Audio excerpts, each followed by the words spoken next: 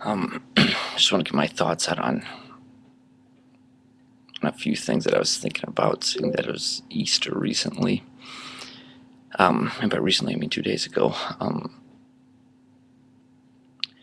But I think the story of Jesus plays nicely, or the story of the resurrection of Jesus Christ plays nicely to that idea of living in the now and sort of taking all the benefits, or trying to see the light in someone's passing, or the positive in someone's passing, because obviously that's incredibly tough thing to bear with. It's a very heavy thing emotionally when you lose someone you love. But I think that story of Jesus' resurrection has just this amazing parallel of living in the now. You know, Jesus was someone whose life was, I think, spent in that idea of living in the now and surrounding and living a life that was surrounded in love. And I also think that it speaks to the volumes of what's possible and the effect you have on other people when you commit your life to love and living in the now as Jesus did. I mean, you look at Jesus' passing, and in the stories it says that, you know, he was. I'm sorry, I'm somewhat paraphrasing this. I have never read the Bible, but from my understanding, it was he died on Good Friday, pronounced dead on Good Friday, and 3 days later was resurrected. And I think that has just this surreal parallel to again just that idea of living in the now. Because when you lose someone you love, it's hard to cope with that. Just as a human being, you know, we're very.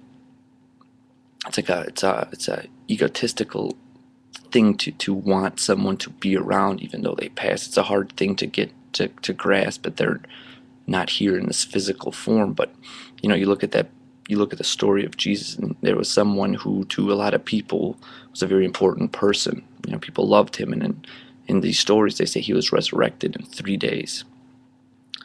And I think when you look at it, when you lose a loved one, you have that 3-day mourning period to sort of cope with yourself that, listen, this person is not here in the sense that I used to know. They're not here in the sense that I can touch them, that I can feel them anymore. But after those 3 days, they're almost resurrected in your heart. And therefore, whatever you got from your relationship from that person continues to live. And I think that's what the beauty of that story, the resurrection, from what I've heard of it again, what I find so beautiful about that is that the people who loved Jesus Christ when he passed, there was that 3-day period of he was gone. And again, I think that's just us as humans trying to cope with the fact that we are not ever going to see this person in the way that we once did. But after 3 days, if you think about everything that person has brought to you and your life,